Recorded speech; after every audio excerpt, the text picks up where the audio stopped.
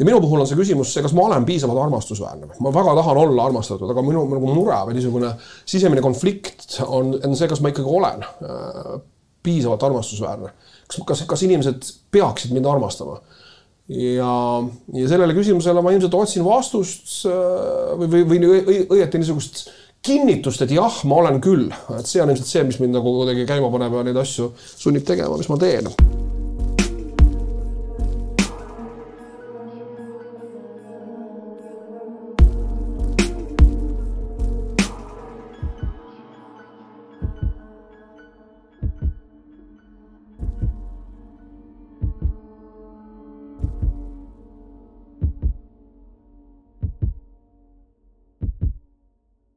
Tere head kuulajad, meil on rõõm täna võõrustada külalist, kelle nimi on Mihkel Raud ja keda kõik tõenäoliselt tunnevad. Aga ikkagi ma üks õhtu jäin Mihkel mõtlema selle peale, et kui ma peaksin nüüd täna meie kuulajale tutvustama, et millise, ma ei tea siis, mis see sõna on, sildi või ameti ma sulle külge paneks, sest et kui me nüüd interneti lahti võtame, siis seal on nagu väga palju erinevaid nimetusi, et kas meil istub täna siin kirjanik Mihkel Raud või muusik Mihkel Raud või ajakirjanik või kuidas sa enda kohta praegu ütleksid? No, see on see probleem, kui sa oled nii kohutavad andekas ja niivõrd võimekas kõikidel erinevatel aladel.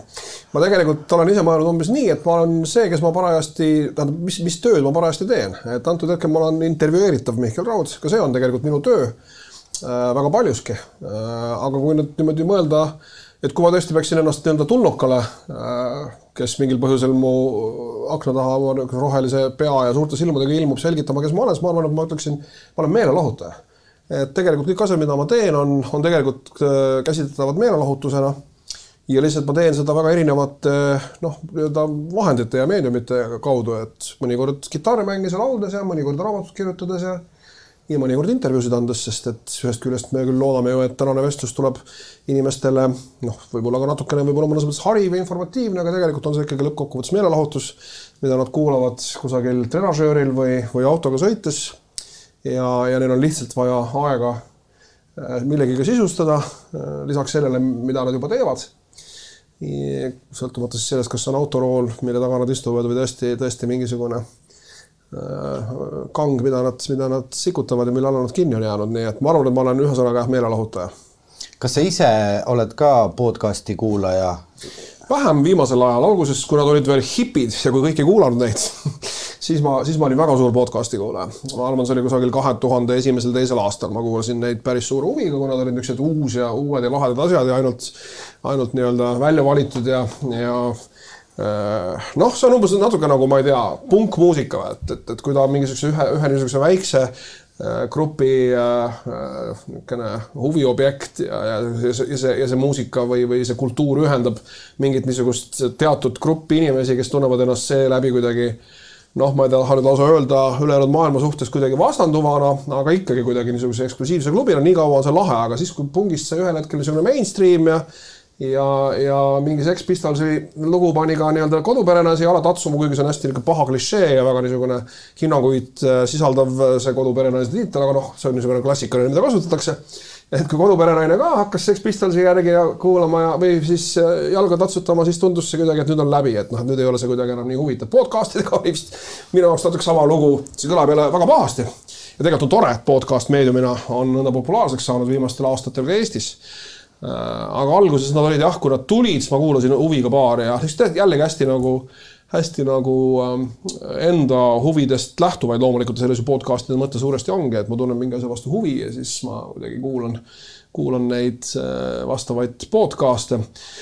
Aga tegelikult eks ma kuulan ka, ma elan ühe kohaga Eestis või ühe jalaga, teise jalaga Ameerika Ühendriikides ja seal on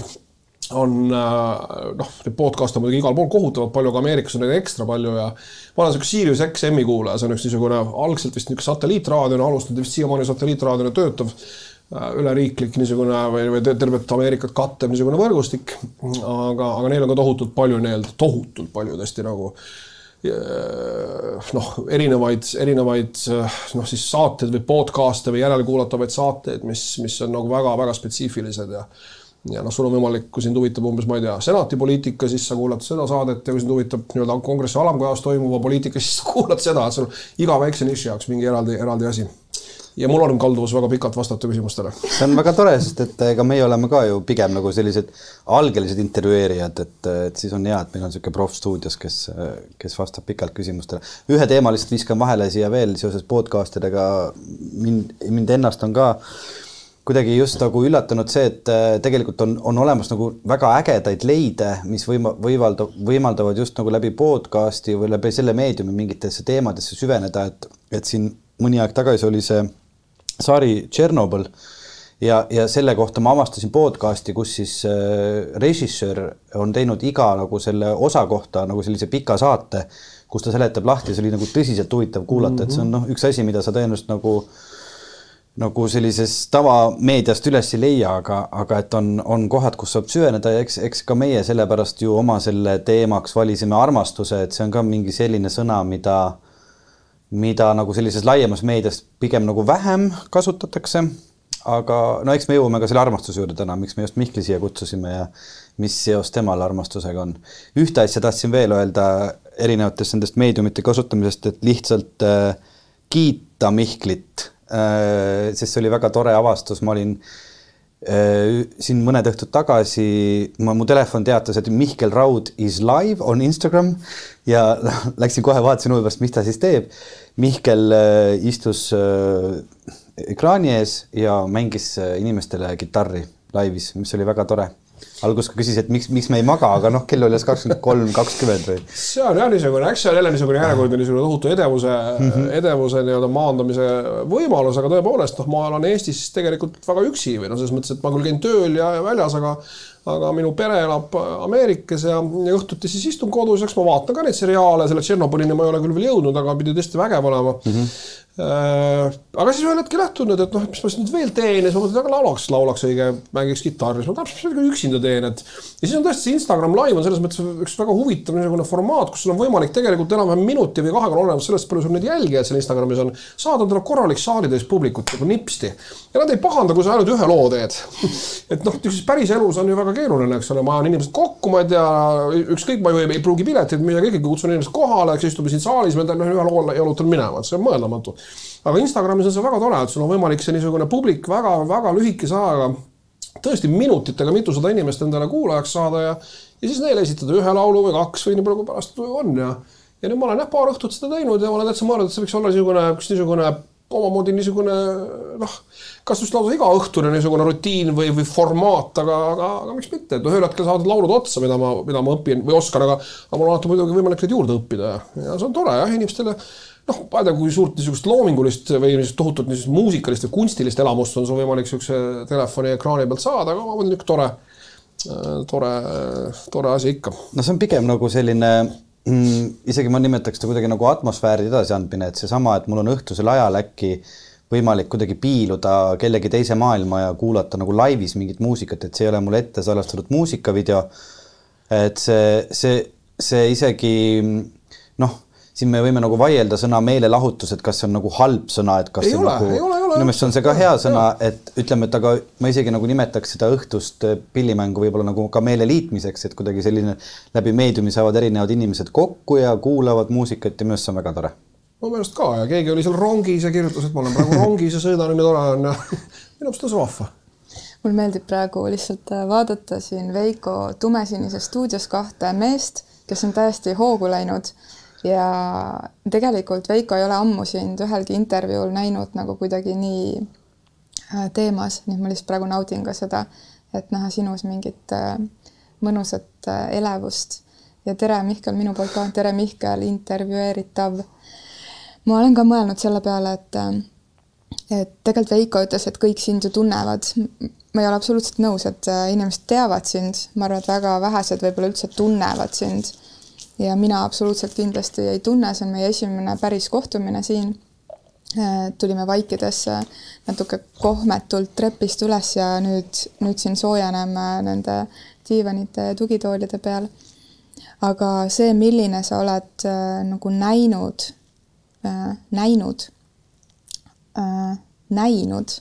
mõtlen, kus see rõhk panna, millisena ma olen sind näinud aastate jooksul, kas läbi teleekraani või kuskilt, siis see tegelane, kes tegelikult nagu esitab küsimusi ja sa oled olnud alati intervjueerija, on sinus nagu nii tugevalt sees, et ma olen alati siin oodanud ja vaadanud seda meie meediamaastikku, mis toimub, millised saated on ekraanil ja siis ma olen mõelnud, et huvitav, et kas Mihkel Raud tuleb kunagi ekraanile tagasi, et lihtsalt, et kas see tüüp temas, seesama sõna, üks on edevus, mida sa välja tõid, mis on kõikide artistide juures olemas ja see soov kuidagi nagu avalikult küsida, et kas see tegelane sinus on tagasi tulemas kuidagi ja siis sa kirjutad jälle järgmise raamatu või võtad pilli kuskil kätte.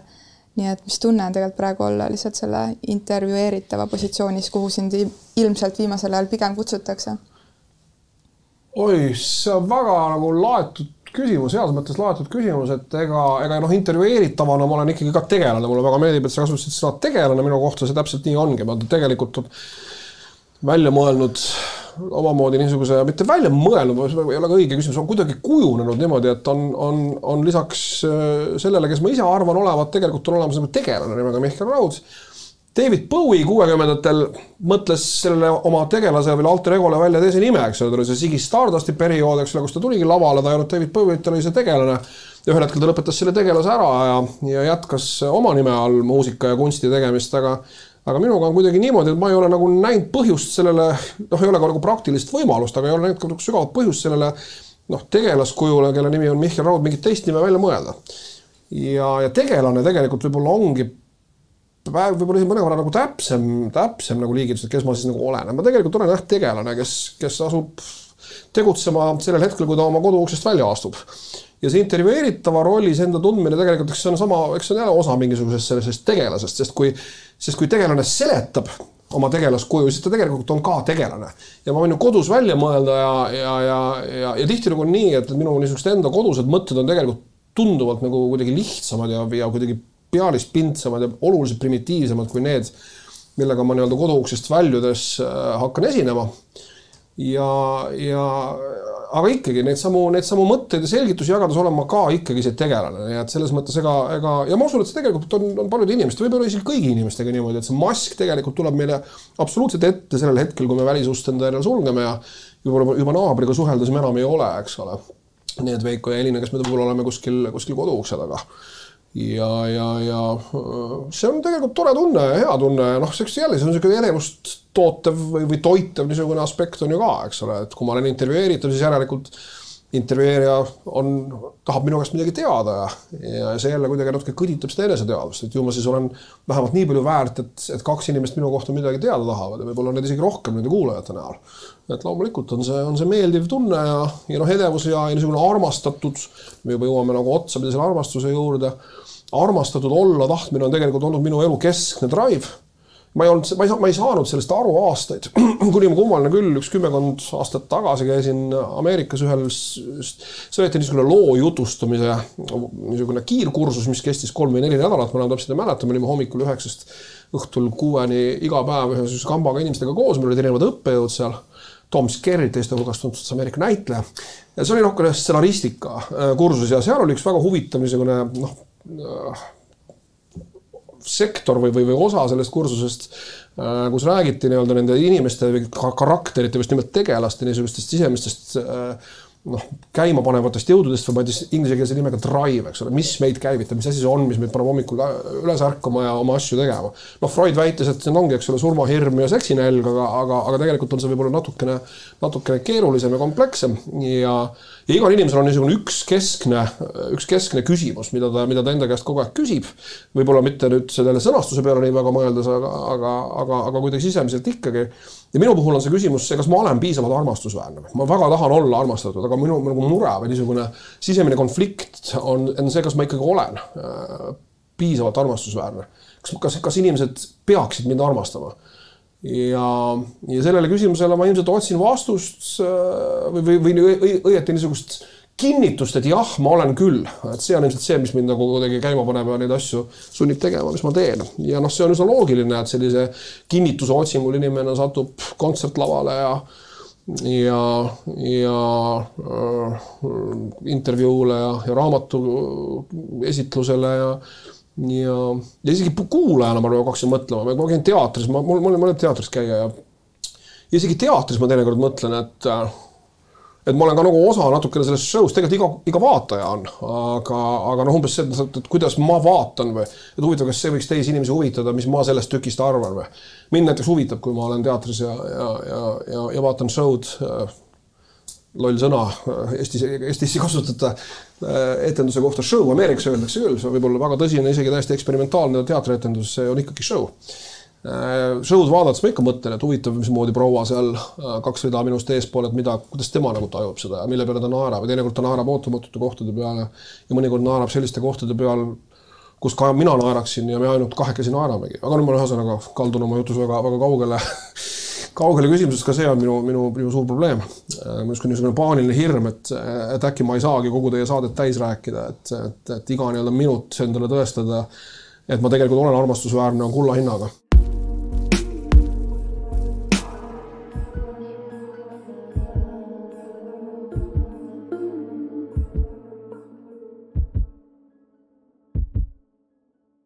Mihkel, kuna me tegelikult ju saame kokku praegu ajal, kus sa oled jälle midagi loonud, on ju, tulnud millegagi välja, aga milline looja sa üldiselt, kui sa vaatad oma nagu seda teed, kus sa tänaseni oled jõudnud, milline looja sa oled? Kas sa oled see looja, kes loob selle pärast, et seda miskit ei saa mitte kuidagi muud moodi väljendada kui läbi selle, kas see on siis raamat, lugu või nagu sa just alguses ütlesid, et täna ei saa ennast mitte kuidagi teistmoodi väljendada kui see, et ma teen Instagram laivis ja võtan pilli kätte, on ju, sest kindlasti on muid viise, kuidas ennast väljendada, aga täna tahab see tulla välja nii. Või nüüd, kui ma kuulasin ja sa tõid välja selle hirmu kuidagi olla armastatud, et see hirm olla armastatud on kuidagi seotud alati ka sellega, et äkki mind unustatakse ära või paneb sind looma hoopis mingi see koht, et fuck, et ammu ei ole nagu keegi mind tähele pannud või ammu ei ole mulle koputanud, et nii, et mis sind looma paneb?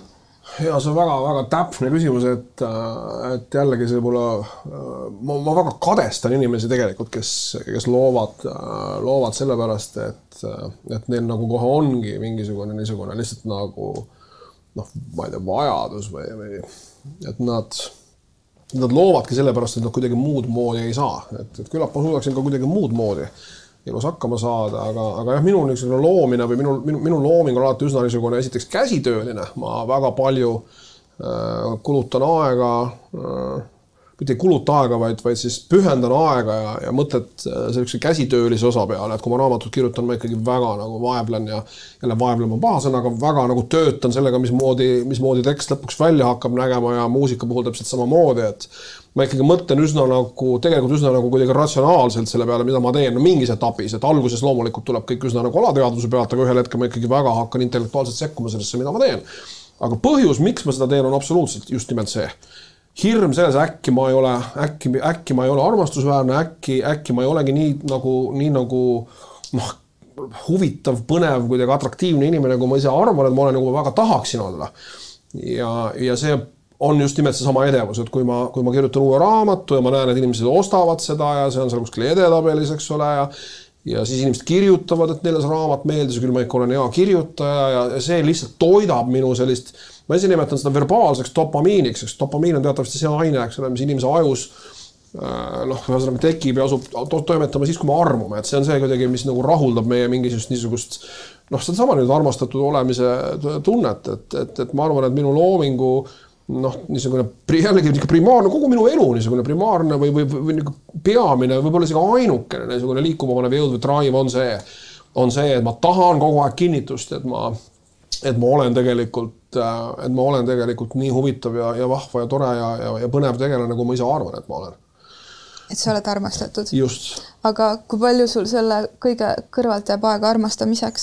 Vot see ongi see põhiline nagu probleem, et küsimus ei olegi niivõrd ajas, kuivõrd võib-olla vaid võimes siis selle kõige juures nagu veel kedagi vastu armastada. Et kui ma olen ise hädas kogu aeg sellega, et mind armastatakse, et kui palju ma olen valmis selles suures niisuguses, tegelikult omamoodi niisuguses traagilises ja kurvas niisuguses armastuse janus tegelikult ise armastama. Ja vaat see on üks väga valus küsimus minu jaoks. Ma ju tahaksin uskuda, et ma olen elus armastanud kedagi teist rohkem kui see ennast, aga ausalt nüüd praegu selle mõeldes ma isegi ehmatan ära, et ega vist ei ole. Oled sa kunagi kedagi tunnistanud kellelegi tunnistanud seda ka? Praegu esimest korda tunnistasin. Päris rets. Jaa, aga see on see niimoodi, et sa jõuad ikkagi mingisuguste mingisugust äratundmiste ja mingisuguste järeldusteni ilmselt selle peale mõeldes ja ma ei ole pidanud kuidagi võib-olla varem selle peale võib-olla niimoodi mõtlema, mis ta kuidagi üritama sõnastada, aga nii see paraku vist jah, tõesti on. Mis ei tähenda muidugi seda, et ma järgmisel nädalal ei võiks ümber mõelda selles küsimuses, aga praegu mulle tundub nii. Kas see kõik, millest me siin praegu rääkinud oleme, on ka olnud üks põhipõhjuseid, miks sa oled nüüd viimasel ajal kaevunud just sellesse armastuse ja suhete teemasse ja otsinud vastuseid? Ja ühtlasi me võiksime juba ju ka, sa võiks ka välja öelda lihtsalt selle raamatu pealkirja, milleni me tahame jõuda ka, mille jaoks oled palju materjali läbi töötanud. Jaa, see on Võtku homme mind või saatan, mis ilmus oktoobri lõpus. Miks just siuke pealkiri? Kohe lihtsalt esimene küsimus, kui me räägime armastusest ja me tuleb sõna saatan. Seda raamatut kirjutades ma sain üsna varajases faasis, ma kirjutan omast raamatut umbes 3 mustandit. Kõigepealt ma kirjutan esimese väga emotsionaalse mustandi, siis ma hakkan talle ratsionaalselt mõistusega lähenema ja siis veel 3. on niisugune, vaatan veel, et viimast korda üle, et enne kui ma ta toimetajale saadan. Aga juba enam-vähem selle esimese mustandi kirjutamise käigus ma sain aru 2 asjast. Esiteks sellest, et see raamat on kaunis sarnane minu esimesele raamatule, mille nimi oli Musta pori näkku ja mille pealkiri on pärit ühest laulust, mille minu isa noore mehena kirjutas nii muusika või siis meloodia kui sõnad. Selle laulu nimi on Sõidulaul ja seal on üks niisugune fraas, eks ole, kabjad löövad meile musta pori näkku. Tagumiku alt meil läbi lendab maa, eks ole, et see pealkiri on pärit selle laulufraasist. Ja teine asi, mida ma seda raamatu, siis uue raamatu või viimase raamatu Võtku homme mind või saatan esimest mustandit kirjutades, millest ma nagu aru sain, oli see, et kuna need on nii sarnased mingis mõttes need 2 raamatut oma vahel, et ma tahan ka kindlasti leida selle raamatu pealkirjaks ka ühe tsitaadi mõnest laulust. Nii nagu esimese raamatu puhul. Ja kuna see on inimsuhetest ja armusuhetest kõnelev raamat, siis ei olnud muud varianti, eks ole, kui et see peab olema mingisugusest tuntud eestikeelsest armastuslaulust, see pealkiri. Fraas, millega meil kõigil tekib automaatselt või vähemalt meie ealistele meist vanematele, te olete minust muidugi palju nooremad inimesed, aga siis nagu jämedalt rääkides nende inimeste jaoks, kes kuidagi on enam-vähem samas niisuguses kultuuriruumis sirgunud kui mina, et me kõik tunneme kohe ära selle fraasi ja me saame kohe aru, et see on seotud armastusega, et see on pärit ühest armastuslaulust. Samal ajal oli mul jällegi väga tähtis, kuna see raamat ise on kaunis nurgeline kohat ja kaunis nagu robustne ja võib-olla isegi nagu rõve mõne koha peal. Rõve võib-olla on paha sõna, aga niisugune ikkagi väga jällegi natuke selle esimese raamatu laadis kirjutatud lugu, siis ma sain aru, et niisugune päris võib-olla päris iga fraas selle raamatu pealkirjaks ei passi, et kuna raamat ise on nurgeline, et see fraas peaks olema ka nurgeline. Ja siis ma mõtlesin läbi võib-olla 2-3, lasin peast läbi 2-3 kõige ilusamat eestikeelset armastuslaulu teksti, mis mul niimoodi enam-vähem une pealt meeles on ja Aita mööda saata öö, Rock Hotelli laul on kindlasti üks nendest. Ma isegi julgen väita, et see on, ma arvan, kõige õnnestunum eestikeelne armastuslaulu tekst, mis on seda huvitavam, et see tegelikult on tõlge, sest see ei ole originaalis üldse eesti laul, see on Chris Christophersoni vana country laul, mille tekst on huvitaval kombel niimoodi tõlkunud või tõlgitud, ta on nii hea tekst, et ta on eesti keelde praktiliselt sõna-sõnalt on õnnestunud seda tõlkida nii, et ta on ka väga hästi lauldav ja seda juhtub väga harva, kui niisugune asi on ja mul isegi nagu kohati tundub, et see eestikeelne tekst on vaatati isegi parem kui see originaalne inglise keele tekst, kuna ta on mulle kui eesti keelt tema keelena kõneleval inimesele lihtsalt võib-olla arusaadavam.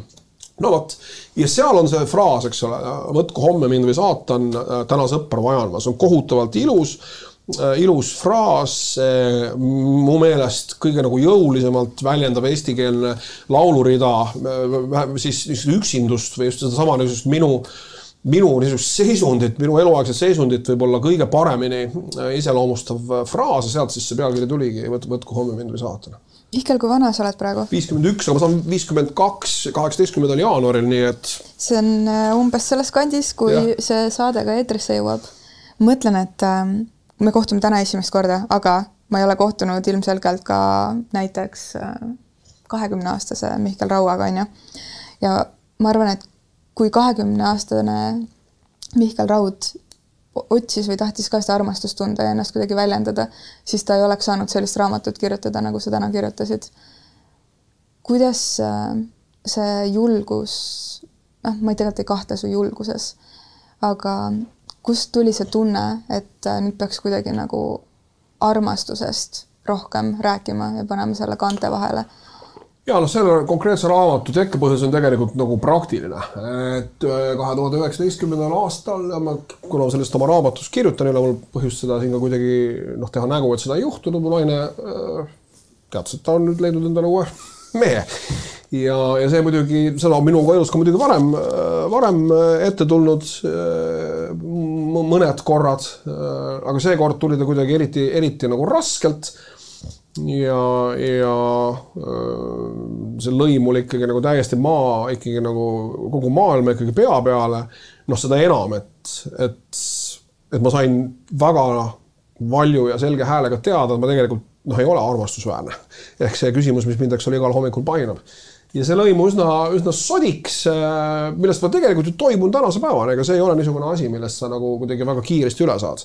Et armuteadlased väidavad, et nii-öelda lahkuminemise hetkest, kui su süda nagu pilbasteks lendab ja su süda murdub, eks ole, et tuleb arvutada pool aega sellest, mis sa oled koos olnud teise inimesega, siis umbes saad sa teada, millal sa sellest murdunud südamest üle saad. Okay, ma ei tahtnud seda täna teada. Et kui sa oled 10 aastat olnud suhtes ja siis saad teada, et see suhe on läbi, siis sa pead umbes arvestama, et jämedalt niisugune 5 aastat kulub enne seda, kui sa oled nagu tõeliselt uuesti võimeline armuma ja nii edasi. Nii et eks ma kosun ja toibun sellest laksust siiamaani.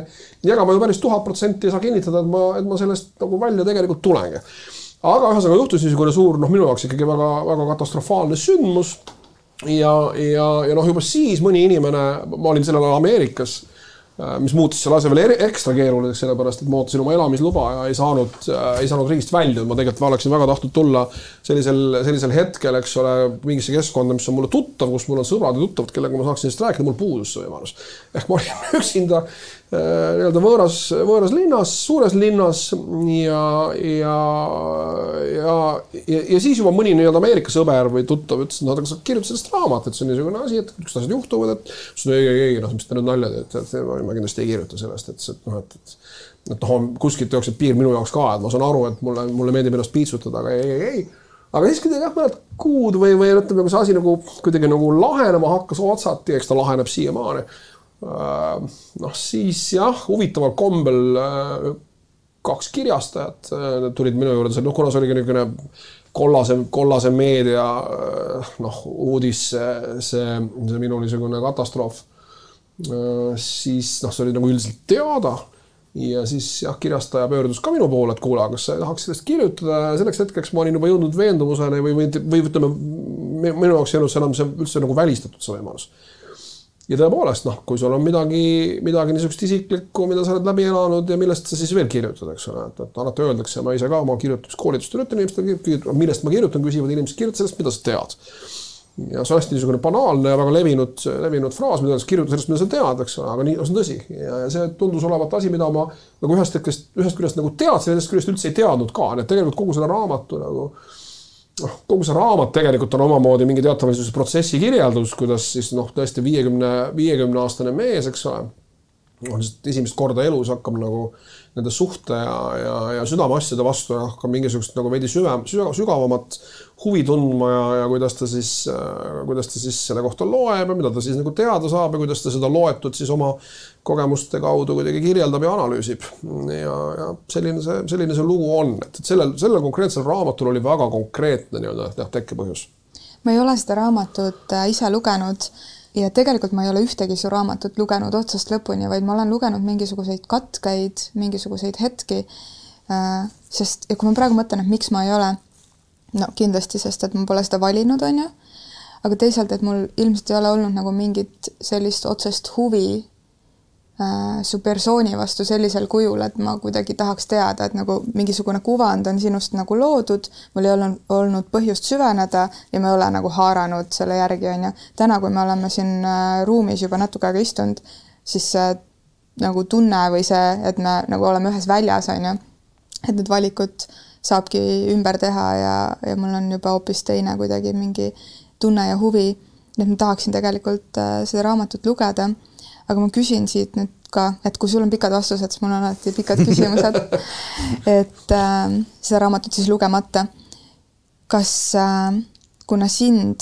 justkui siis jäeti maha, siis kas see raamat sündis ja hakkas liikuma edasi kuidagi nagu etteheitest naissoole ja enda kui kuidagi nagu ohvrirolli kirjeldamisest või sa selle raamatu kirjutamise faasis kuidagi nagu reaalselt tegid ka mingi protsessi läbi ja vaatasid mingisugustele oma mustritele otsa? Kuulad seda küsimust, ma ikka hakkan nagu kahtlema selles, kas sa ikka ei ole seda raamatut lugenud. Ma usun, et sa ei ole, aga see on väga hea küsimus.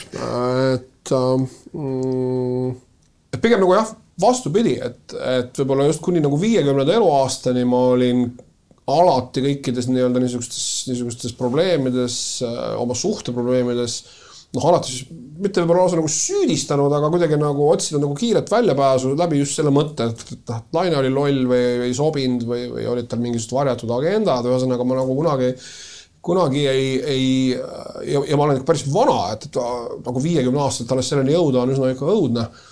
Aga parem hilja kui mitte kunagi. Ma olin ikkagi väga veendunud, et kõikides nendes minu varasemates isiklikes katastroofides olen mina teinud enam-vähem kõik õigesti ja küllap see teine pool siis kas tegi midagi valesti või lihtsalt ei saa aru, millise nii-öelda jackpoti ta minu näol on võitnud või mida iganes, eks ole.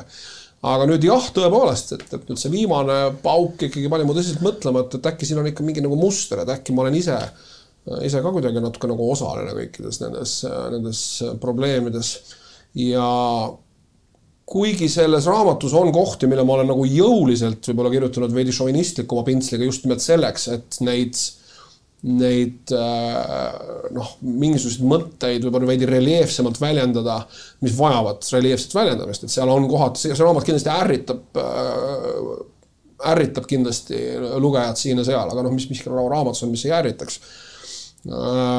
Aga tegelikult on see ikkagi pigem nagu vastupidi niisugune, võib-olla kohati isegi nagu natuke liiga ennast piitsutav.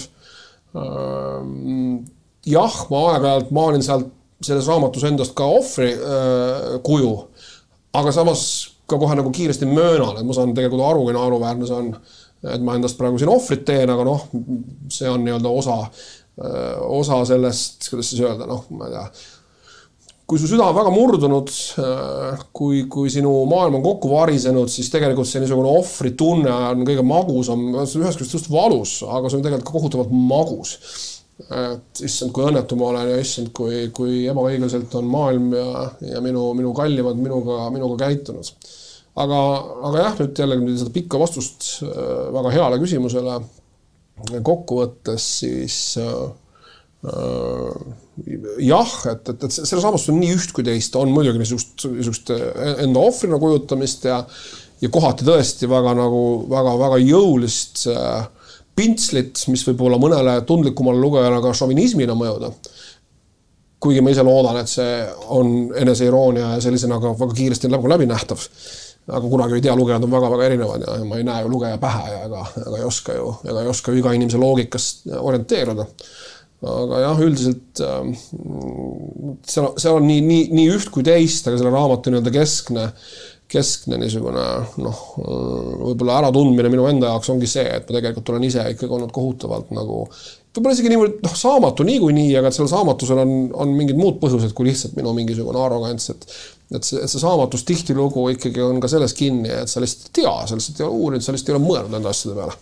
Tead, mis on nii huvitav praegu, et kui ma mõtlen ka selle kunagi nagu mingi TV3 aegade peale või kus sa oled nagu mulle vastu kuvanud, kui ma olin üldse kuskil provintsilinna tüdruk, kes on ikka täna veel elab minu sees, aga et see kuvand, mida sa alati kuidagi oled nagu siis ma arvan, et protsentuaalselt väga palju tahtlikult, aga ka teadmatult kuidagi kuvand, et sa oled nagu siuke, et sa praegu tõid välja need sõnad šovinism ja siuke nagu kuidagi otse ja teravalt ja kuidagi tangide vahele võtta, on ju. Siis kui ma praegu istun siin, siis mul on täiega siuke tunne, et ma tahaks lihtsalt nagu mingi et sul oleks jumala mõnus kaisu ronida ja kalli teha, vaata. Ja et nagu see koht, kus sa nagu lihtsalt tahad nagu kuidagi lajatada, et see on lihtsalt nagu mingi see stiil või see muster, mida sa oled arvanud, et see Mihkel Raud on ju. Et tead, nii hullult praegu mõtlen, tegin tegelikult Veikole ühe ettepaneku selle sinu Inteka osas. Tegin ettepaneku sellise, et Veiko, teeme Mihkliga 2 intervjuud. Ühe teed sina, Veiko, temaga üksinda ja ühe teen mina täiesti teises ruumis teisel ajal üksinda. Siis vaatame, millised need 2 intervjuud kõrvuti on. Ja see mõte, nagu me teame, me salvestame siin praegu koos ja see tundub aina enam nagu ahvatlev. Ma mõtlen, et kas see, et nüüd uus raamat võtab kuidagi seda stiili šnitti esimesest raamatust, et kas see tegelikult on see Mihkel Raud, kes sa praegu oled, või see on see Mihkel Raud, see turundaja sinus, kes teab, kui edukas see raamat oli, et see stiil läks peale ja et seda lugu on kõige lihtsam, et oma süda veits kinni katta, rääkida läbi sellise prisma? Jaa, absoluutselt. Ja eks see niisugune enesekindlus, ma ei tea, kas seda raamatut on näinud ja ma natuke kardan, ma siin krõbistan, aga mul on ju kotis see raamat olemas, et tegelikult see niisugune enesekindlus ja see niisugune soomus ju tegelikult nagu vahib nagu jõuga meile selle raamatu kaane pealt vastu. Mulle väga meeldib see kaane pilt, eks me ka nagu otsustasime, valisime ja kõhklesime ja arutasime veidi suuremas ringis kujundaja ja kirjastaja ja fotograafi ja illustraatori ja kõigi inimestega, kes selle raamatuga töötasid. Ja see kuidagi tundus meile kõige nagu parem selle lihtsalt põhjusel, et siin on see niisugune, see võtab nagu tegelikult omamoodi hästi kokku selle tohutava vastuolu, mis selles raamatus on. Ühest küljest niisugune väga enesekindel ja niisugune alfaisane fassaad, eks ole, millest sa ka praegu rääkisid, see sama, eks ole, saatejuht ja võib-olla sellise stiiliga kirjutaja, aga teisest küljest tõesti ikkagi väga oma armastusväärsuses kahtlev ja kõhklev ja tegelikult väga ebakindel inimene, kes tegelikult selle raamatu, kui seda loed selle soomuse alla näed ja ma usun, et lugeja loodetavasti näeb ka, et kui sa selle soomuse alla näed, et sa siis saad sellest aru, et see niisugune vastuolu selle kaane ja tegelikult on see ka nagu omamoodi võib-olla vastus sinu küsimusele, et ma saan aru, et see küsimus võib tekkida ja ma kuidagi ei pane ka nagu pahaks, kui inimesed küsivad, et palju sa siis mõtlesid seda raamatut või ükskõik mis asja tehes selle peale, kui palju sa sellest lõpuks raha saad. Ja tegelikult on nii ja ma arvan, et sellel küsimusel ei ole nagu üldse plussi või miinust ees, sest see on sinu töö ja nagu raha on äge, nagu, et siin ei ole nagu seda... Ja ma saan aru sellest ja ma saan ka aru sellest, miks inimesed seda küsivad. Aga minu kogemus on jällegi selline olnud, et mida vähem ma nagu sellele rahale mõtlen mingit asja tehes, seda rohkem hakkab teda lõpuks tulema. Ehk kõik need vähesed asjad, mida ma olen teinud väga selgelt raha pärast, on osutunud kas väga lühiajalisteks või siis nii-öelda kommertsiaalsed ebaõnnestunud projektideks. Kui ma ei mõtle selle peale, kui ma teen asja lihtsalt niimoodi kuidagi, et ma nagu teen ja muidugi loomulikult kirjutades ma arvestan sellega, et mul on oma hääl, mul on oma stiil, mul on oma lugeja, kes ta ootab ja eeldab seda stiili minult. Et sellega ma loomulikult arvestan, aga ma ei mõtle kuidagi nagu selle peale, et huvitav mitu tuhat raamatut või eurot või mida iganes see siis kuidagi lõppkokkuvõttes mulle tekitab. Et mida vähem ma selle peale mõtlen, seda edukam ta lõpuks on, kuigi ka selle peale mõtlemine on justkui nagu äraspidiselt juba selle asja peale mõtlemine.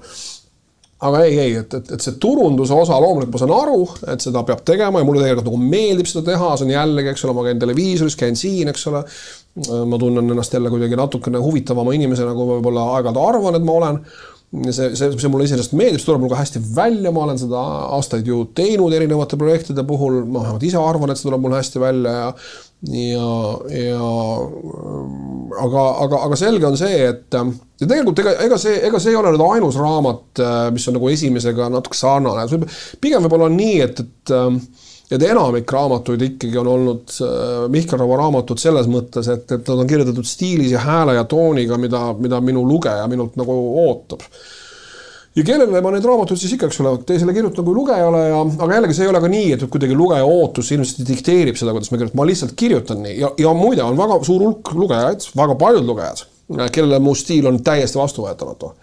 ja ma tean, autorid lõbustavad ja aeg-ajalt ka nagu ahastavad, aga ma pigem nagu käin lõbustama, võib-olla paha sõna, aga eks me kõik tunneme huvi, mida lugejad meie tööst arvavad ja parim koht selleks on Goodreads nimeline platvorm, kus inimesed, eks ole, annavad hinnangud su raamatule ja mõned ka kirjutavad, mis tundeid su raamat nendest tekitas. Ja seal on ikka täitsa mitte küll selle raamatu kohta veel, sest see on nii palju värske raamat, aga mõne varasema kohta, kus inimesed kirjeldavad seda niisugust talumatut piina, mis neid nagu füüsiliselt valu, mida nad tundsid minu raamatu nii-öelda lehekülgedest ennast läbi surudes, aga kõrvale ka kuidagi mingil põhjusel ei pannud, nad ikkagi surusid ennast selle hirmsa kogemuse lõpuni. Nad kirjeldavad, see on nagu füüsiline valu, mida nad tundsid minu raamatu sees, koos minu raamatuga aega veetes. Et on väga suur hulk lugejaid, kellele minu stiil on vastuvõetamatu ja ma saan sellest väga hästi aru ja see on niisugune banaalne, väga kulunud loosung, aga kõigile sa ei saagi kunagi meeldida, kui sa üritad kõigile meeldida, see lõpuks ei meeldi mitte kellelegi ja nii edasi. Ja see on ka inimsuhetes niimoodi, et see ei ole ainult raamatut kirjutades. Et on väga paljud lugejad, kellele minu stiil on täiesti vastuvõetamatu ja ma saan sellest hiilgavalt aru. Aga kuidagi nagu teistmoodi kirjutada, sa hakkad jälle kalkuleerima, äkki kui ma kirjutan natuke kuidagi nagu pehmalt, äkki siis on rohkem lugejad, äkki on siis rohkem raha, nii kui sa nii hakkad mõtlema, on kõik pea peal ja see enam ei tööta. Sa ütlesid, et kui sa raha peale ei mõtle ja lihtsalt nagu teed, mis tuleb, et siis see toob ka rohkem nagu nii-öelda tagasi, on ju. Aga äkki armastusega on samamoodi, et kui sa ei punnita seda ja nagu või kui sa, vaata, kui on nagu kuidagi mingis filmis on mingi tegelane, on ju, kes kogu aeg nagu hullult, ta on nagu otsa ette kirjutatud see tunne, et tule kutsu mind tantsima, palun tule kutsu mind tantsima, pani selle kleidi selga, tule kutsu mind tantsima, on ju. Siis nagu see protsent, et teda tantsima ei kutsuta on nii palju suurem, on ju, kui see, et lihtsalt kes nagu naudib seda õhkkonda, mis on loodud ja kuidagi nagu lihtsalt jääb palju enam silma või nagu tõmbab ligi lihtsalt sellega, et ta lihtsalt on. Et see, mis sa täna laususid, et see igatsus olla armastatud või siis ka endale šokiks ütlesid, et kurat, et äkki me ei olegi kedagi armastanud rohkem kui ise ennast, on ju. Tegelikult ma mõtlen, et tegelikult inimene ei peagi, et see kõlab nagu võib-olla väga pahasti, mis ma praegu ütlen, aga kui rahulikult järgi mõelda, kas ma peangi kedagi teist tingimata rohkem armastama kui ise ennast. Et võib-olla, kui ma nagu hakkan jõuga punnitama selle nimel, et ma tahan olla ju hea inimene, ma olen lugenud, ma ei tea, Lermontovi või midagi keda iganes ja mäletan seda, et eks ole, tõeline kangelane on niisugune altruistlik, eks ole, ja ma ei tea, mis ma Lermontovi ütlesin, aga ühesõnaga kusagil midagi kooli ajal, eks ole, lugenud ja ma olen kasvanud teadmise ja veendumusega, et selleks, et olla hea ja kvaliteetne inimene, ma peangi teisi inimesi armastama rohkem kui see ennast ja nii edasi, aga ma ei ole siis nii väga veendunud ja minu kogemus pigem on ka nagu vastupidi ja teatud armuteadlased kinnitavad seda, et tegelikult niisuguse õnnestunud inimsuhte eeldus on ikkagi väga nagu see, et sa tegelikult ise ennast kõigepealt armastad ja alles siis saad sa kuidagi nagu seda iseenda armastamist ka teise inimesega jagada. Et võib-olla see ei olegi nagu ei peakski tingimata olema eesmärk iseenesest jõuga kedagi teist rohkem armastada kui ise ennast. Ma ei tahagi liiga palju rääkida otseselt sellest raamatust, aga johtuvalt, mis sa kuidagi selles synopsises ka oled välja toonud, et sa töötasid päris palju erialakirjandust läbi, mida iganes see tähendab. Mis olid mingisugused sinu aha-momendid nagu lihtsalt, mida sa ei teadnud enne, kui sa hakkasid seda raamatut kirjutama? Üks konkreetne raamat, millega ma töötasin või mida ma lugesin, see on Emily Nagoski raamat. Ma olen selle pealkirja, ma kardan valesti tsiteerida, on raamat naiste seksuaalsusest, mis on Ameerikas väga tuntud raamat. Selle raamatu nimi on Come as you are, the surprising new science that will transform your sex life. See on ühe Ameerika siis teadlase raamat naiste seksuaalsusest, mis on otsiti küll suunatud naistele, aga mis minu meelest on vaatad olulisem ja kasulikum ja tähtsam lugemine nagu meestele. Ja väga paljud asjad, mis mind olid nagu elu jooksul painanud, just nimelt nende naiste seksuaalsuse küsimuses, ma ei ole nagu aru, ma olen küll mõne käest ju küsinud, et kuule, aga miks sa nii teed või miks sa nii oled. nad ei ole ka alati võib-olla tahtnud võib-olla vastata, kartes mind kuidagi riivata või võib-olla ise ka mitte päris täpselt aru saades, miks mõni asi on nii, miks mõni asi on naa. Siis võt selle raamatut lugedes ma jõudsin väga paljudele aha-momentidele, et see on niimoodi ja et ma ei olnud selle peale ise osanud nagu mõeldagi ja see on Ameerikas väga niisugune niisugune naiste seksuaalsuse piiblina, muidugi iga raamat ütleb enda kohta, ma olen piibel, aga see tõesti on väga populaarne raamat ja väga paljude jaoks on väga silmi avav teos ja selles oma raamatus ma seda raamatut ka natukene jutustan ümber või jällegi läbi oma kogemuste, läbi oma niisugust teatava prisma, aga see oli minu jaoks võib-olla üks suuremaid aha-momente, et ma tõesti nagu, et koolis ei rääkinud sellest mulle keegi midagi, meie omaaegne armupiibel avameelsed abielust, mis oli mingi 74. aastal äkki ilmus, mis oli tegelikult minu lapsepõlves ainukene seksuaalsuhetest kõnelev eestikeelne tekst, mis oli nagu ametlikult või päriselt kättesaadav ja mida kõik vanemad küll, kõikides kodudes oli see olemas, aga see oli ära peidetud laste eest. Et seal ju nendest asjadest ei räägitud, seal räägiti seksist kui millestki, mis on niisugune vajalik ja oluline osa ja seal kirjeldatakse seksi võib-olla kui omamoodi niisugust, ma ei tea, niisugust mööbli kokkupanemist, väga tehnilist protsessi. Ja see oli kogu minu teadmine ja teine teadmine, mis nii minul kui tegelikult ma usun väga paljudel, et võib-olla kõigil meestel on seksi kohta ikkagi pornograafiast. Ja pornograafia on selles väga huvitav ja väga omamoodi ohtlik kunstivorm, ma julgen seda niimoodi nimetada, kõigi oma tohutute miljonite alaliikidega, mis tegelikult projitseerib tagasi klientuurile või tarbijale või ehk siis mehele. Tema enda ettekujutus sellest, missugune seks peab olema, hästi füüsiline, hästi domineeriv, vahet ei ole, kas on domineeriv pool on naine või mees, hästi jõuline, hästi kuidagi niisugune, niisugune loomalik. Ja jällegi seesama Oski raamatut lugedes ma saan aru, et see tegelikult ei ole nii, et sellest ma muidugi olin varem ka aru saanud, et seks inimesega, kelle suhtes sul on tunded, on mõnevõrra mõnusam kui sellega, kelle suhtes ei ole. Aga see oli ka kõik, et ma ei olnud kunagi mõelnud, miks see niimoodi on. Ja see raamat kuidagi nagu jälle kinnitas neid kahtlusi, et sellel kõigel on tegelikult sügavamad põhjused ja jah, et naiste seksuaalsus on üks huvitav asi ja mida rohkem mehed sellest tegelikult nagu teavad. Ja ma loodan, et minu raamat võib-olla mingi väikse ukse vähemalt mingisuguse huvitekitajana, ukse avab huvitekitajana töötab. Et mida rohkem mehed sellest teavad, seda parem. Ma eeldan, et sa ei tea minust väga palju või minu tegemistest. Üks osa mu tööst on, ma teen teetseremooniaid, meditatiivseid ja ma teen naiste laagreid. Ja naised, kes laagritesse jõuavad, on vanuses, ma ütleks, 18 kuni 65 ja suurem osa neist vahemikus 30 kuni 50. Ja mida ma olen meie sarja jooksul mõnes episoodis, kus on tulnud see naise seksuaalsuse teema jutuks ka öelnud, et kui me oleme nagu keset suve looduses 40 naisega kõik koos on ja teeme erinevaid praktikaid või jagame mingid juturinge või kogeme midagi koos, siis mul on nagu teise päeva lõpus alati üks silm naerab ja teine nutab seetõttu, et vaatan 30+ naised,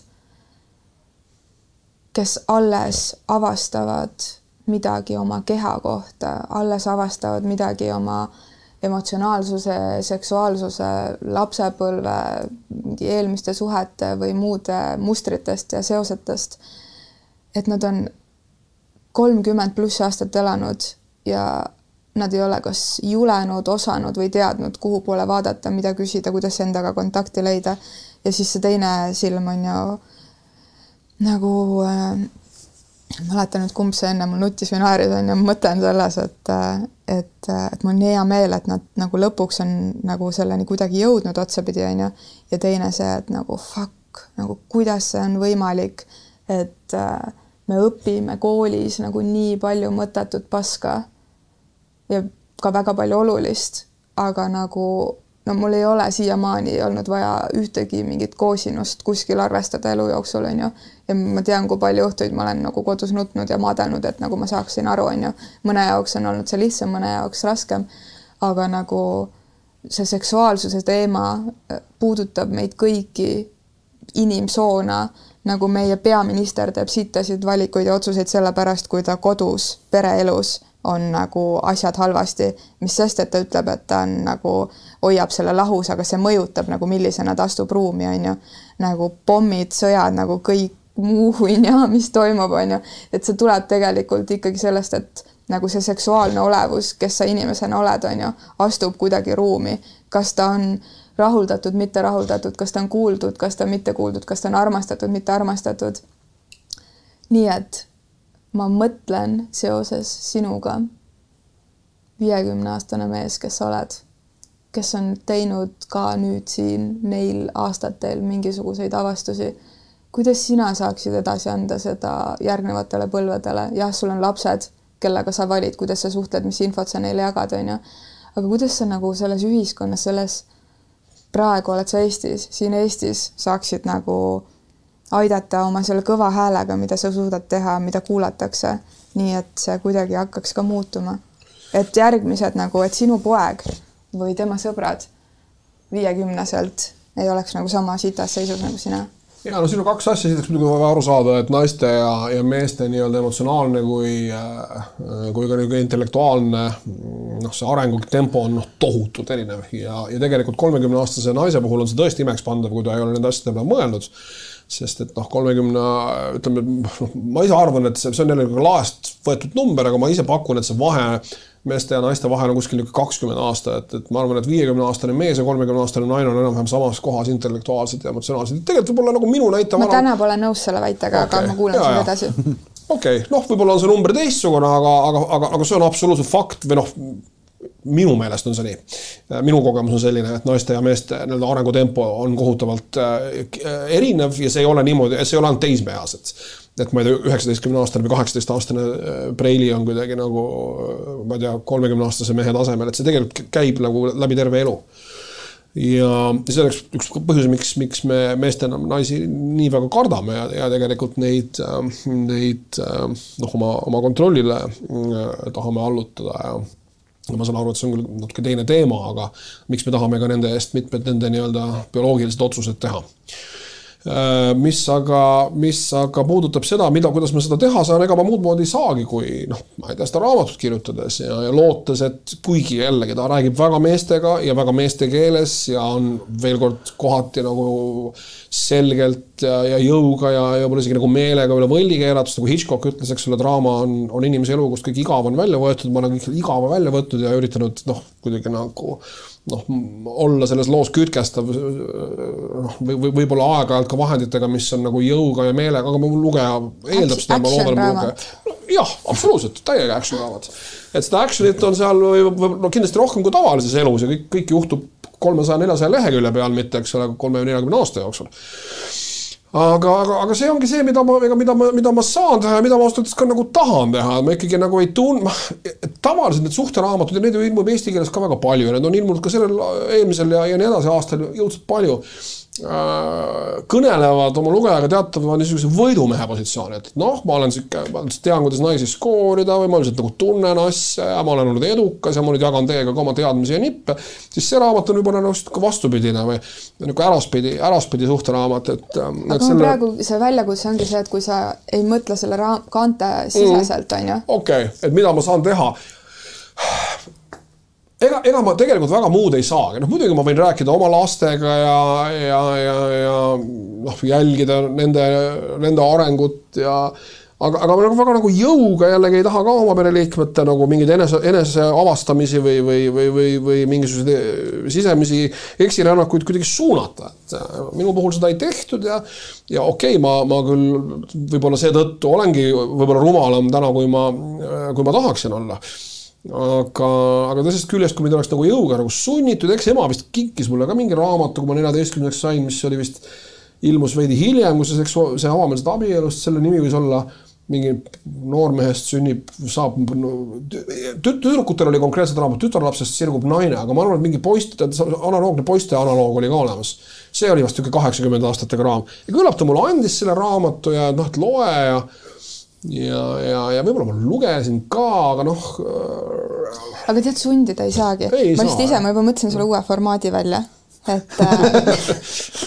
et minu meelest nagu see häda ongi selles, et seda infot levitavad tüübid kes on seda õppinud ja kes ei ole kuuldavad ja kes ei ole cool'id. Meil oli just siin salvestus suhteterapeudiga ja kes nüüd on ise läinud kooli tööle psühholoogiks ja kuna ma ise olen tema juures teraapias käinud oma suhtega ja ise, siis ma just mõtlesin, et nii äge, et ta on läinud kooli tööle, sest et ta on nagu selline inimene, kelle juurde noored tahavad ja julgevad minna, et neil ei ole siuke tunne, et keegi hakkab neid noomima või et nagu, et käisin hullu arsti juures, on ju, vaid nagu täiesti nagu normaalne mees, kelle juurde sa saadki nagu rääkima minna, ühtlasi ta on ka koolipsühholoog, on ju. Et kui sina näiteks läheksid tegema mingisugusele siuksele vanusele, kus see sugutung on hakanud nagu tulema, aga juba on veits ka gramm mõistust peas, on ju. Ma täna ei tea, mis see vanus täpselt on poiste hulgas. Lähed tegema. 40 ma pakun. Lähed tegema nagu mingisugust, näiteks kirjutamise workshopi, on ju. Aga nagu kuidagi sellest vormist, et tuua sinna sisse nagu mingisugused taipamised või mingisugused asjad, et nagu poisid, meheks sirguvad poisid saaks kuidagi väljendada ennast nagu läbi võib-olla kirjutamise, sest et suhetes tihti peale, mis jääb ka vajaka, sul muidugi sulg jookseb, aga väga paljudel meestel ei jookse, on ju. Jooksevad mingid muud kohad. Siis on see eneseväljendus, mida nagu meestel on väga keeruline oma suhtes, et kõik muu on nagu hästi, on ju. Raha tuuakse koju, on ju, seks on hea, aga nagu isegi on nagu raske on välja öelda, et ma armastan sind, on ju. Et kuidagi äkki sealt poolt nagu hakata ravima seda või mitte, et nagu sul oleks nüüd kohustus, aga ma just proovin alati mõelda, et nagu, et meie võimekus, meie šarm, meie mingisugune nagu jõud asju liikuma panna ja kogemus, on ju, et kuidas sellega nagu päriselt maailma paremaks teha.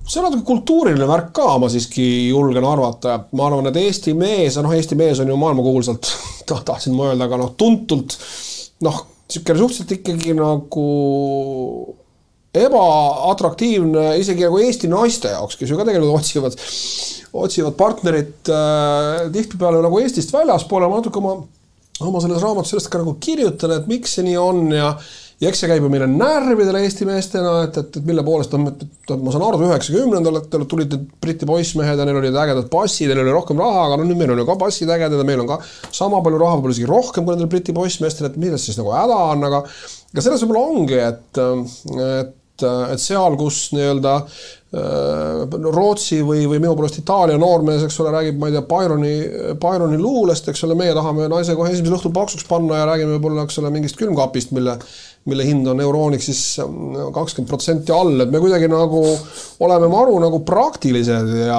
eks see jällegi on niisugune soomus, et me tegelikult oleme jõle ja see on niisugune pikem ja võib-olla filosoofilisem jutt, millest ma ju eriti midagi ei tea, aga eks see niisugune teatav niisugune orjaks olemise niisugune kogemus, mis meid aastatuhandeid või vähemalt aastasadu on, eks ole, painanud. Eks see väljendub ka selles niisuguses psüühes, mida me ühiselt jagame ja meeste puhul nagu eriti, et meil on tegelikult ilge alakas ja me ikkagi oleme väga, väga nagu hirmul selle ees, et me ei suuda oma naistele olla nagu võrdväärsed partnerid, me kardame ja kogu see niisugune võõra kultuuri ja võõraste inimeste hirm on ka ikkagi tegelikult, ma arvan, Eesti meeste jaoks, sest mehed ju kardavad võõraid kultuure ja inimesi rohkem kui Eesti naised, et see on tegelikult sügaval ikkagi mingisugune jälle niisugune seksuaalne probleem võib-olla natukene ka ja ikkagi see alaväärsuse kompleks on väga mõjutanud seda, mismoodi Eesti mehed oma tunnetest räägivad või täpsemalt ei räägi. Me lihtsalt kardame mõjuda võib-olla pededena, kui me nendest asjadest kõnelema hakkame. Pede ma ei pea silmas siin, see on jõle sõna ja ma kasutasin meelega seda sõna, sest Eesti mees võib-olla mõtleb niisugusest natukene võib-olla mingid teatavad niisugust feminiinset poolt omavast inimesest automaatselt kui homoseksuaalist ja homoseksuaalist me mõtleme automaatselt kui pededest, sellepärast et me kardame neid ja me kardame neid muidugi kõige rohkem ise endas, aga selleks, et selle hirmuga toime tulla, me oleme nende suhtes vaenulikud ja kõige lihtsam viis olla natuke feminiinse mehe suhtes vaenulik on öelda tema kohta pede. et me kardame seda ja see on ka põhjus, miks me ilmselt oleme hädas oma tunnetest rääkimisega. Aga Ameerika Ühendriikides jällegi, et meil on jälle tore nende üle irvitada siin, eks ole, Eestis eriti, et lollakad, eks ole, keep smiling ja klassikalised trafaretsed asjad, mida me ette kujutame, et ameeriklased on rumalad ja nad ei tea, kus asub Viljandi aga kas eestlane teab, kus asub Omaha, eks ole, kas ta suudab kontuurkaardil näidata mulle, kus on Nebraska osariik. Et meile meeldib mõelda ameeriklastest kui erakordselt rumalatest ja pealispindsetest inimestest. Minu kogemus on tegelikult vastupidine, et muidugi suured ühiskonnad, loomulikult sul ei ole aega iga inimesega väga sügavalt alati, eks ole, vestlusesse astuda ja kogu aeg ilmselt huvi tunda tema vastu. Ja tihtilugu jah, see niisugune viisakus on väga pealispindne, aga ma eelistan pealispindset viisakust kui väga sügavat viha, et kui mul nende kahe asja vahel on valida. Et Ameerikas inimesed räägivad oma tunnetest, muidugi nad on jõle õudselt palju mõtlevad selle peale, see on nende kultuuris sees, kogu see teraapia värk, või ka mina käisin Ameerikas terapeudi juures ja 2 terapeudi juures. Ja see on selle elustiili osa, meil on kõigil oma mingisugune psühhoanalüütik, eks ole, meil ongi igal ühel, isegi kui mu armuelu on korras, ma ikkagi käin korra nädalas, eks ole, räägin kolbakangutajaga, eks ole, maailma asjadest ja ta üritab aitab mul endal iseenesest paremini aru saada. Et see on selle kultuuri lahutamatu osa. Eesti kultuuri lahutamatu osa on see, et me saame hakkama ja me ei lähe arsti juurde ja me oleme kõvad vennad ja selle soomus taga on lihtsalt ikkagi see sama hirm selle ees, et me oleme tegelikult jobud ja me oleme orjad ja nõukogude ajal, eks ole, Eesti oli kõige läänemeelsem nõukogude vabariik, nüüd ootamatult oleme me kõige nõukogulikum lääneriik, eks ole, see kõik on meie kupli all ikkagi juhtmed üsna nagu segi paisanud ja sealt tulevad ka kõik need muud probleemid, see on väga õige, mis sa ütlesid, et suured poliitilised otsused tulevad sellest absoluutselt, kui rahuldatud me ei ole mitte ainult oma seksuaalses elus, vaid ka oma emotsionaalses elus ja kui seal on kodus asjad pahasti, siis tõepoolest algavad igased hirmsad asjad, vaadake, mis Ameerika Ühendriikides viimased 4 aastat on toimunud, eks ole, seal on muidugi sügavamaid ja tõsisemaid põhjusi, aga ega mingi ülearu niisugune õnnelik abielupaar proua ja härra Trump ju ei olnud või ei ole ja eks need probleemid on suuresti loomulikult ka seal kinni. Aga kuidas seda ravida? On kiirabi või niisugune kiired meetodid, millest ma ka oma raamatus jällegi kirjutan ja ma ei tea, kui süvitsi me tahame nende kirjeldamisel siin oma jutuajamise käigus viia, aga mina kutsun seda preventiivseks organismiks, ehk siis põhimõtteliselt on see vaja hommikul kohe paagid nagu tühjaks teha, et olla suuteline päeva jooksul vastassugupoolega mõistlikult, viisakalt ja ratsionaalselt suhelda. Et nii kaua, kui minu käitumist ja minu otsuseid mõjutab see, et mul on paagid pilgeni täis, nii kaua ma lihtsalt olen ebameeldiv, ebaratsionaalne, just nüritüüp, aga nii kui ma saan sellest esimesest asjast lahti kohe hommikul, nii on mul nagu eeldus veidi kvaliteetsemale päevale. See on üks niisugune trikk, see ei ole minu välja mõeldud, sellest rääks John Mayer kunagi ühes intervjuus Ameerika laulja, et ta saab väga hästi aru, et tema otsused on seda rumalamad, mida rohkem neid juhib tema soov igale naisele selga ronida. Ja mehi paratamatult see soov juhib. Ja kui me selle esimese pinge endalt maha saame kohe päeva alguses, siis seda kuidagi nagu paremini me ennast distsiplineerime päeva jooksul. See on niisugune kiire ja muidugi väga võib-olla primitiivse võitu, võib-olla natukene naljakaski niisugune hädaabimeetod, aga abiks seegi, aga mismoodi sellest nagu pikas perspektiivis või nagu suuremalt lahti saada, on $1 miljoni küsimus, et ma tahaks öelda, et see on võimalik, aga kultuurilisi asju ikkagi kuidagi läbi mingite koolituste või raamatute või minu poolest laagrite kuidagi nagu välja saada või välja ravida või vähemalt panna inimesed neid möönma on erakordselt keeruline. Selle paakide osas ma tooks siit toimetaja märkuse, et tahaks tegelikult tulnud nüüd järgmise episoodi salvestada tantristlikust maailmapildist ja sellest, kuidas tegelikult see meeste paakide tühjendamine on täielik eluenergia raiskamine, aga me täna sellest rääkida ei jõua, nii et kui Mihkel tahab sellest edasi rääkida, siis me võime. Meil tegelikult ongi aeg saada kokkuvõtted siin nagu Elina on siin nagu nii mõnusasti selle palli enda kätte võtnud, et ma nagu üritasin, ei jõudnud, aga mul on väga huvitav olnud. Ma tegelikult just mõtlengi seda kuidagi, et me ikkagi igas episoodis jõuame alati selle kohani, et see maailm on nii lõhestatud ja enamasti suures plaanis, ükskõik mis tundega keegi neid sõnu ütleb, on siis nii-öelda justkui see vaimne ja füüsiline maailm. Ja inimesed tahavad nii tohutult tõmmata piiri, et mis asi on nüüd nagu on spirituaalne või hingeline või emotsionaalne ja mis asi on nüüd nagu teaduslikult tõestatud ja kuidagi nagu ratsionaalne.